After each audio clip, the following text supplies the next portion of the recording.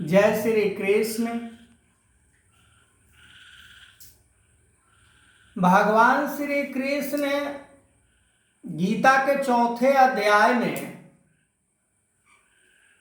लिखते हैं कि जिस मनुष्य के मन के अंदर नाशवान चीजों के लिए कोई इच्छा नहीं होता, वास्तव में वो साधु है। आज परमात्मा को तो प्राप्त करना चाहते हैं, पर मन के अंदर अनेकों इच्छा है।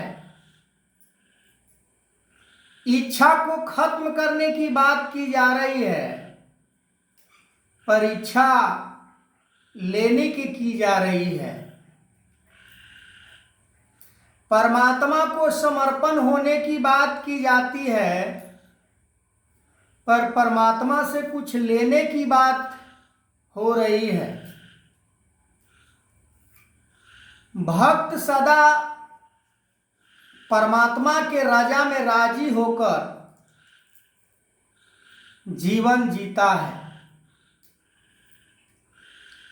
जीवन एक राजा भी जीता है, जीवन एक प्रजा भी जीता है। जीवन दोनों का एक ही होता है। भले वो राजा है तो क्या, पर परमात्मा ने तो एक जैसा ही बनाया है। पर राजा के अंदर भेद होता है, पर भगवान के अंदर कोई भेद नहीं होता है। भगवान के शरण में चाहे गरीब से गरीब क्यों न हो, अमीर से अमीर क्यों न हो, पर गुरु के दर पर जो चला जाता है, गुरु एक समान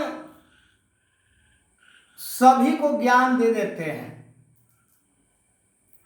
क्या राजा, क्या गरीब, क्या क्षत्रिय, क्या शूद्र, क्या वैश्य,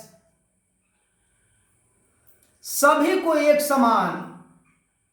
गुरु के अंदर कोई दू का भाव नहीं है। दो का भाव हमारे मन के अंदर होता है। मन हमारा एक पर टिकता ही नहीं है। एक के साथ जब मन जुड़ जाता है तो फिर दूसरा आसरा समाप्त हो जाता है। फिर परमात्मा भगवान जैसे उसे रखते हैं,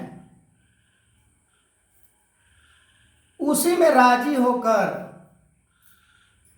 खुशी खुशी जीवन जीता है।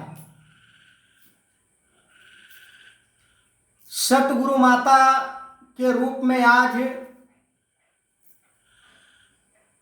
इस धरती पर सभी को ब्रह्म ज्ञान दे रहे हैं।